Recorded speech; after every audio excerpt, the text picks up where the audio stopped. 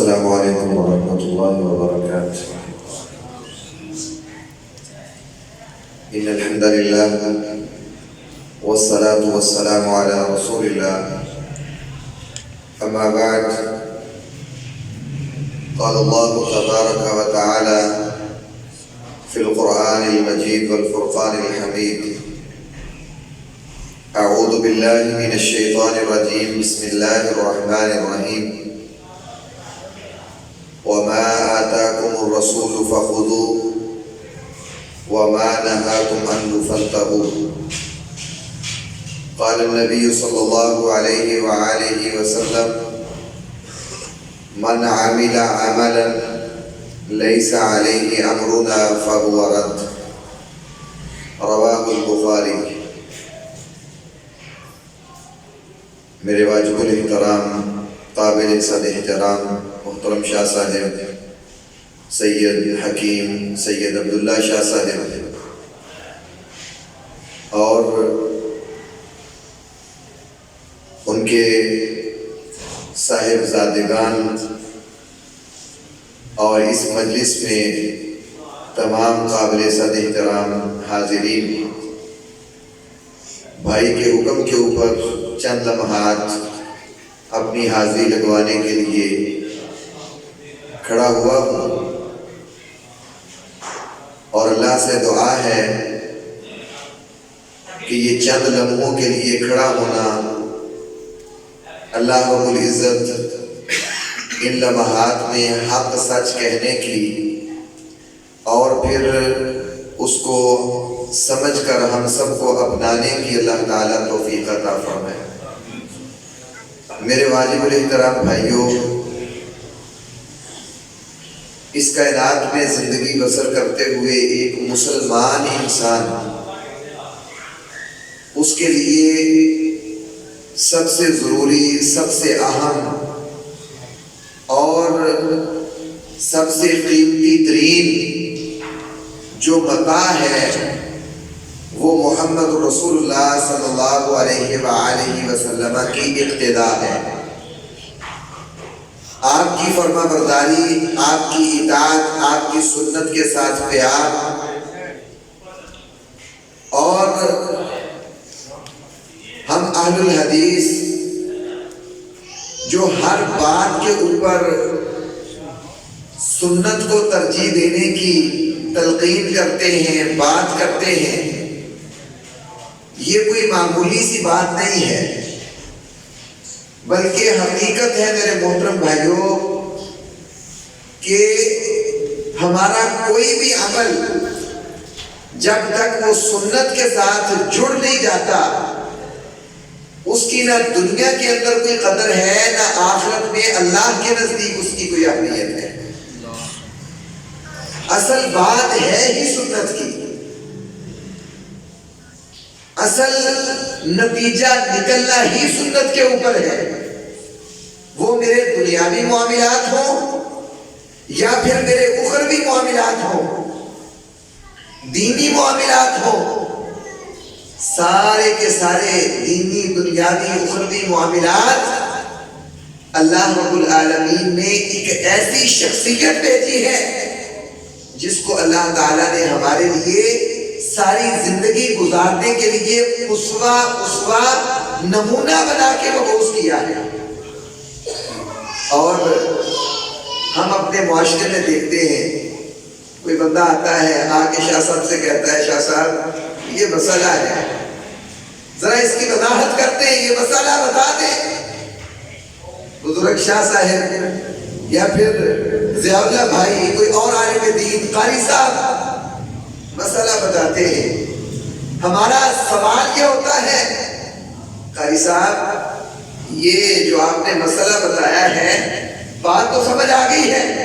مسئلہ تو ٹھیک ہے، لیکن یہ بتا دیجیے یہ مسئلہ واجب ہے، فرض ہے، مکروہ ہے، سنت ہے، یہ کیا ہے، اس کی حیثیت کیا ہے؟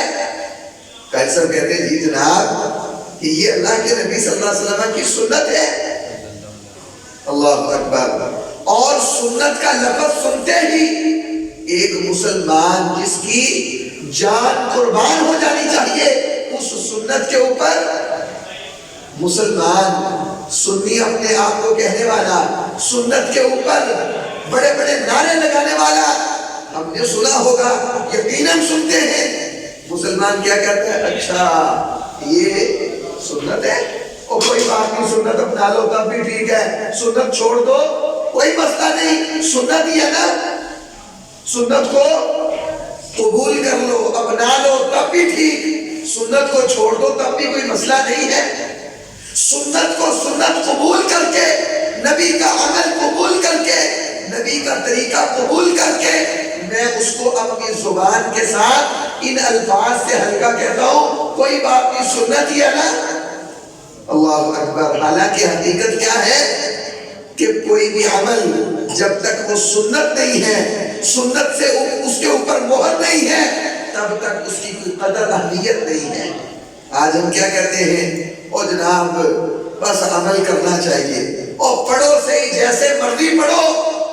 بس پڑھو صحیح, آؤ صحیح, جھکو صحیح, سر اپنا گراؤ صحیح, کوئی مسئلہ نہیں, جیسے مرضی جھکو, جیسے مرضی نماز پڑھو, خیر ہے, بس پڑھنی چاہیے. او حج کرو صحیح, کرنا چاہیے. اللہ اکبر. ہم کہتے ہیں بس عمل کرو, حج کرو, زکوٰۃ دو, صدقہ دو, اپنے معاملات نپٹاؤ, نیکیاں کرو, جیسے مرضی کرو. میں کہتا ہوں, میں نہیں کہتا,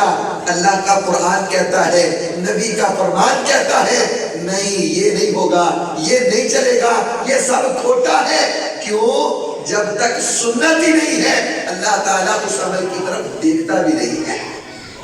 یہ بہت بڑا دھوکہ ہے شیطان کا, اور بس کرو صحیح. اور آج یہ فتنے کے طور پہ محترم بھائیوں ہمارے اندر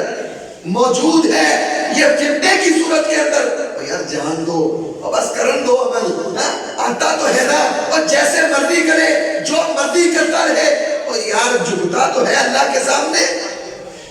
اس کی سب بندی نہیں ٹھیک ہے, اس کے باقی معاملات رکوع سجود نہیں ٹھیک ہے, ہم کہتے ہیں یار چھوڑو, آتا تو صحیح ہے, جھکتا تو صحیح ہے, اور دیتا تو صحیح ہے نا کچھ نہ کچھ.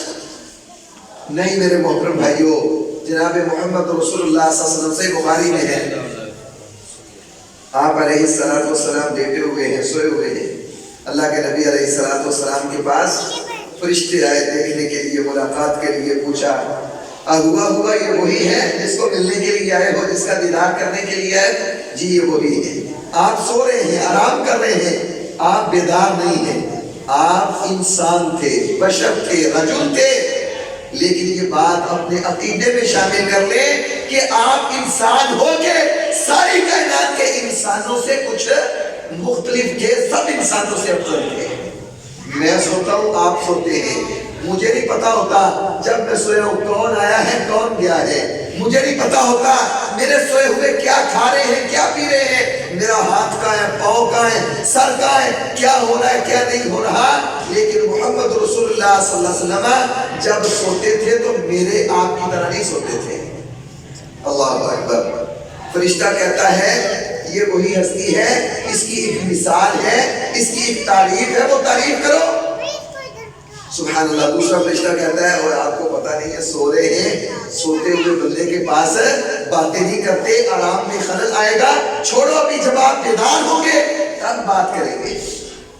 سبحان اللہ. وہ فرشتہ کہتا ہے میں نے تمہیں کہا ہے یہ عام انسان نہیں ہے, یہ کوئی عام شخصیت نہیں ہے. اچھا یہ کون ہے؟ کہتا ہے اللہ اکبر یہ وہ ہستی ہے, ان العین نائمۃ والقلب یقظان, یہ وہ ہستی ہے جب یہ سوتے ہیں تو آنکھیں سوتی ہیں, والقلب یقظان, جب یہ سو رہے ہوتے ہیں تو دل ان کا بیدار ہوتا ہے, یہ دل ان کا جاگنا ہوتا ہے. جو کہو گے سنیں گے بھی, جو بتاؤ گے بولو گے یہ سمجھیں گے بھی, ساری بات ان کے دل میں اترے گی. ان کی مثال بیان کرو. بات میں آگے سمجھانا چاہتا ہوں مختصر ان چند منٹوں کے اندر. کہتا ہے اچھا ان کی ایک مثال ہے, وہ یہ ہے کہ ایک بادشاہ, اس بادشاہ نے ایک محل تیار کیا, محل بنا کے دسترخوان سجایا, دسترخوان سجا کے اپنے ایک غلام کو بلایا, اس کو حکم صادر فرمایا, جاؤ بادشاہ نے محل تیار کر دیا ہے, اس کے غلاموں کو, نوکروں کو, اس کی رعایا کو جا کے بادشاہ کی طرف سے دعوت دے دو کہ آؤ تمہارے بادشاہ نے محل تیار کر لیا ہے، دسترخوان سجا دیا ہے، آؤ دسترخوان پہ بیٹھ کے دسترخوان کے اوپر آ کے اس بادشاہ کی دعوت کو قبول کر کے ان نعمتوں سے لطف اندوز ہو جاؤ۔ وہ غلام جاتا ہے، وہ جا کے پھر اپنوں کو بھی، پراؤں کو بھی، دور والوں کو بھی، نزدیک والوں کو بھی، سب کو جا کے اس بادشاہ کا پیغام، میسج، دعوت پہنچا دیتا ہے۔ سبحان اللہ، سب کو دعوت دیتا ہے، اور جو اس کی دعوت کو قبول کر لیتے ہیں ان کو کیا فائدہ ہوگا؟ ایک تو ان کا بادشاہ ان کے ساتھ راضی ہو جائے گا، اس بادشاہ کا تیار محل کو دیکھ لیں گے، اور جو اس نے دسترخوان سجایا ہے، دعوت تیار کی ہے، وہ کھا لیں گے۔ وَمَن لَّمْ يَجِبْ دَاعِيَهُ، اور جو کہے گا کوئی بات نہیں، دعوت ہی ہے نا، خیر ہے، کچھ نہیں ہوتا، اور دعوت یا قبول کر لو ٹھیک ہے، نہ قبول کرو ٹھیک ہے، جیسے میں نے پہلے کیا کہا، وہ سنت یہ نا، خیر ہے قبول کر لو تب بھی ٹھیک، نہ قبول کرو تب بھی ٹھیک۔ ہاں میرے محترم بھائیو، جب یہ دعوت دینے والا، بلانے والا بلاتا ہے اور کوئی اس کی دعوت کو ہلکا سمجھ کے قبول نہیں کرتا تو اس کا نقصان کیا ہوگا؟ اس کا نقصان یہ ہوگا، ایک تو اس کا بادشاہ، اس بندے کا جس نے دعوت قبول نہیں کی، اس کا بادشاہ اس سے ناراض ہو جائے گا، وہ اس محل کو بھی دیکھ نہیں سکے گا، اور اس کے ساتھ ساتھ وہ جو بادشاہ نے اس کے لیے نعمتیں سجائی لگائی، دعوت تیار کی تھی، اس سے بھی لطف اندوز نہیں ہو سکے گا۔ اللہ اکبر، یہ اس نے مثال بیان کر دی کہ یہ اس کی مثال ہے۔ وہ کہنے لگا جناب مثال تو بیان ہو گئی ہے، بات کی وضاحت نہیں ہوئی، سمجھ نہیں آئی، اس مثال کی وضاحت کرو۔ وہ فرشتہ کہتا ہے اچھا چلو اس کی میں وضاحت بھی کر دیتا ہوں۔ اس کی وضاحت یہ ہے کہ جو بادشاہ ہے نا، جس نے محل بنایا، دسترخوان سجایا، وہ بادشاہ اللہ ہے، اور جو اس نے دسترخوان سجایا ہے، جو اس نے محل بنایا ہے، اس اللہ نے، وہ اس کی جنت ہے، اور جو اس نے دسترخوان سجایا ہے وہ اس کی جنت کی نعمتیں ہیں، اور جو اس نے اپنا غلام، نوکر، اپنا بندہ لوگوں کو دعوت دینے کے لیے بھیجا تھا کہ جاؤ جا کے لوگوں کو دعوت دو، بادشاہ کی دعوت قبول کر لو، وہ اس کا غلام اللہ کا یہ سویا ہوا محمد صلی اللہ علیہ وسلم، یہ ہستی ہے، سبحان اللہ، یہ وہ لیٹے ہوئے ہیں، آرام کر رہے ہیں، ان کی جو دعوت قبول کر لے گا وہ جنت کے اندر، اس محل کے اندر داخل ہو سکے گا، جنت کی نعمتوں کا فائدہ اٹھا سکے گا، ان سے فیض یاب سیراب ہو سکے گا، اور جو اس کی دعوت قبول نہیں کرے گا وہ جنت میں جانا تو بڑی دور کی بات، اس کا دروازہ بھی کراس نہیں کر سکے گا۔ اللہ اکبر۔ اور اس موقع کے اوپر فرشتے نے ایک جملہ کہا تھا، وہ کیا تھا؟ محمد فرق بین الناس، محمد صلی اللہ علیہ وسلم فرق بین الناس۔ فرشتے نے کہا یہ وہ ہستی ہے جس کی تمہیں مثال کے ساتھ بات سمجھائی ہے، یہ وہ ہستی ہے جو ساری کائنات کے انسانوں کے لیے، قیامت تک آنے والے ہر فرد و بشر کے لیے حرف آخر ہے، فرق بین الناس، جس کو اللہ نے لوگوں کے لیے فرق بنا کے مبعوث کیا ہے۔ حق کیا ہے، باطل کیا ہے، سچ کیا ہے، جھوٹ کیا ہے، کھرا کیا ہے، کھوٹا کیا ہے، دھوکہ کیا ہے، اور حقیقت کیا ہے۔ ہاں اللہ کے نبی صلی اللہ علیہ وآلہ وسلم کے متعلق، سبحان اللہ، اللہ کے نبی علیہ السلام کے متعلق فرشتہ کہتا ہے فرق بین الناس، اللہ نے اس کو فرق بنا کے بھیجا ہے، جو بھی اپنا عمل لے کے آئے گا اس کے عمل کے ساتھ اس کا عمل اٹیچ ہو جائے گا، مل جائے گا، اس کا عمل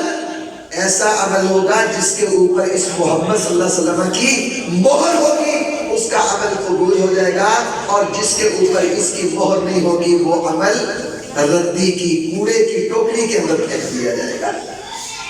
اس لیے میرے محترم بھائیوں، سچی بات ہے، حقیقت ہے، سنت کو کبھی ہلکا نہ جانے، سنت کو سنت کہہ کے نالی کی زینت نہ بنائے، سنت کو سنت کہہ کے اپنے قدموں کو جہنم کا ایندھن نہ یار کوئی بات نہیں سنت ہی ہے رکھ لو ٹھیک ہے نہ رکھو تب بھی خیر ہے اور سنت ہی ہے لٹکا لو تب بھی ٹھیک ہے اوپر کر لو تب بھی کوئی مسئلہ نہیں ہے اور سنت ہی ہے جیسا مرضی پہن لو جیسی مرضی حجامت کروا لو کوئی مسئلہ نہیں سنت ہی ہے ہاں میرے محترم بھائیوں سنت کو سنت کہہ کے سبحان اللہ اس کو ہلکا کرنا اس کو ہلکا جاننا یہ بہت مہنگا سودا پڑے گا ہمیں اور ایک مثال دے کے اپنی بات ختم کرتا ہوں ایک اللہ کے نبی علیہ السلام کے صحابی ہیں حضرت حذیفہ رضی اللہ تعالیٰ جن کے متعلق حدیث میں آتا ہے صاحب سر رسول اللہ صلی اللہ علیہ وسلم یہ وہ صحابی ہیں جن کو اللہ تعالیٰ نے ہمارے نبی کا ہم راز بنایا تھا ہم راز تھے خفیہ باتیں اگر اللہ کے نبی کسی کے ساتھ کرتے تھے تو وہ حضرت حذیفہ رضی اللہ تعالیٰ عنہ آسمانوں سے وحی آتی اللہ کے نبی فلاں منافق ہے فلاں منافق ہے فلاں منافق ہو گیا ہے اللہ کے نبی کہتے ہیں ٹھیک ہے ٹھیک ہے ٹھیک ہے جب حذیفہ سے ملاقات ہوتی نا حذیفہ کو بتا دیتے حذیفہ فلاں کے متعلق فلاں کے متعلق فلاں کے متعلق وہی آ گئی ہے اس کے دل میں بھی کوڑ ہے اس کے دل میں بھی نفاق ہے اس کے دل میں بھی اسلام دشمنی ہے یہ فلاں فلاں سارے کے سارے منافق ہیں یہ وہ صحابی تھے جن کو اللہ کے نبی کا ہمراز ہونے کا شرف حاصل تھا اور بڑے بڑے جلیل القدر صحابی عمر جیسے نا دوسرے صحابہ اور عمر جیسے آ کے حذیفہ کو کہا کرتے تھے حذیفہ ہم تجھ سے یہ نہیں پوچھتے ہمیں بتا منافق کون کون ہے بس یہ بتا دے کہیں ہمارا نام اس لسٹ کے اندر تو نہیں ہے اللہ اکبر اور میرے محترم بھائیوں وہ حذیفہ سبحان اللہ ایک دن مسجد کے اندر تشریف فرما ہے اور دیکھا ایک بندہ آیا نماز پڑھ رہا ہے لا یتم الرکوع والسجود اللہ اکبر والد گرامی قدر تشریف لا چکے بس 1-2 منٹ کے اندر اپنی بات کو ختم کرتا ہوں اور انشاءاللہ ان کا خطاب ذیشان اور ان کا خصوصی خطاب ابھی انشاءاللہ آپ کے سامنے وہ ہوگا آپ انشاءاللہ اس سے محظوظ ہوں گے اور فیض یاب ہوں گے فیض بخش ہوں گے تو حضرت حذیفہ رضی اللہ تعالیٰ عنہ سبحان اللہ دیکھا رَآ رَجُلًا لَا يُتِمُّ الرُّكُوعَ وَالسُّجُودَ دیکھا بندہ نماز پڑھ رہا ہے نماز وہ نماز نہیں ہے جو نماز محمدی ہے نماز محمدی نماز نہیں اور پڑھنے دو جیسے مرضی کوئی پڑھتا ہے دیکھا اس کی نماز رکوع ٹھیک نہیں ہے سجدہ ٹھیک نہیں ہے قومہ ٹھیک نہیں ہے جلسہ ٹھیک نہیں ہے نماز سے فارغ ہوا سوال کیا او اللہ کے بندے کم منذ صلی بتا یہ نماز کب سے پڑھ رہا ہے کہنے لگا میں کوئی آج کل کا نیا نمازی نہیں ہوں منذ 40 سنہ مجھے 40 سال ہو گئے ہیں یہ نماز پڑھتے ہوئے اللہ اکبر حضرت حذیفہ حیران پریشان اس کے چہرے کی طرف دیکھا اور کہا کیا فرمایا ما صلی کا اور 40 سال عمل کرنے والے نماز پڑھنے والے اللہ کی قسم اگر یہی نماز ہے اسی طرح نماز پڑھتا رہا ہے ما صلیتا رب کعبہ کی قسم تو نے ایک بھی نہیں ابھی تک پڑھی ہے ہاں اس سے آگے کیا فرمایا کہنے لگے وَلَوْ مُتَّ مُتَّنْ عَلَىٰ غَيْرِ فِطْرَةِ مُحَمَّدٍ صلی اللہ علیہ وآلہ وسلم اور یاد رکھ تو کہتا ہے مجھے 40 سال ہو گئے یہ نماز پڑھتے ہوئے سن لے صرف نماز کی بات نہیں اگر تو اسی انداز کے اوپر مر گیا وَلَوْ مُتَّ مُتَّنْ اگر تجھے اسی طریقے پر اسی رکوع پر اسی سجدے پر اسی قومے پر اسی جلسے پر اسی صفبندی پر اسی نماز کے انداز پر موت آ گئی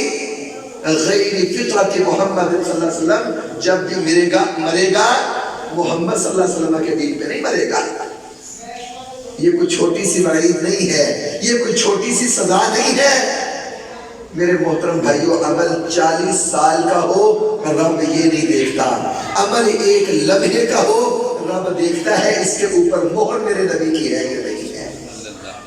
عمل محمدی ہے تو اللہ کی قسم 1 روپے کا عمل 1 لمحے کا عمل 1 آنکھ جھپکنے کے برابر کیا ہوا عمل اللہ کے ہاں قدر پا لے گا اور اگر عمل سنت کے مطابق نہیں ہے تو بے شک تم نے 40 سال نہیں ساری زندگی عمل کیا ہے وہ نبی کی اس کے اوپر سٹیمپ مہر اور نبی کی سنت کے مطابق نہیں ہے، اس کی قدر نہیں ہے، اہمیت نہیں ہے۔ اس لیے میں نے گزارش کی تھی چھوڑے یہ لوگوں کی باتیں اور شیطان کا وسوسہ، جیسے مرضی کرو کرنے دو، نہیں جو بھی کرو اللہ کی قسم پہلے سمجھو، پہلے جانچو، پہلے پرکھو، پہلے اللہ کے نبی صلی اللہ علیہ وسلم کے طریقے کے تناظر میں اس اینت کے ساتھ اس کو چیک کرو، پھر عمل کرو، اس کی بڑی قدر ہوگی، بڑی ویلیو ہوگی، بڑی اہمیت ہوگی، اللہ کے ہاں بڑا اس کا مان تران ہوگا، اللہ اس کے صدقے جنتیں عطا فرمائیں گے۔ اور اگر صرف دنیا اور دنیا کے وسوسوں کے اندر میرا عمل ہوا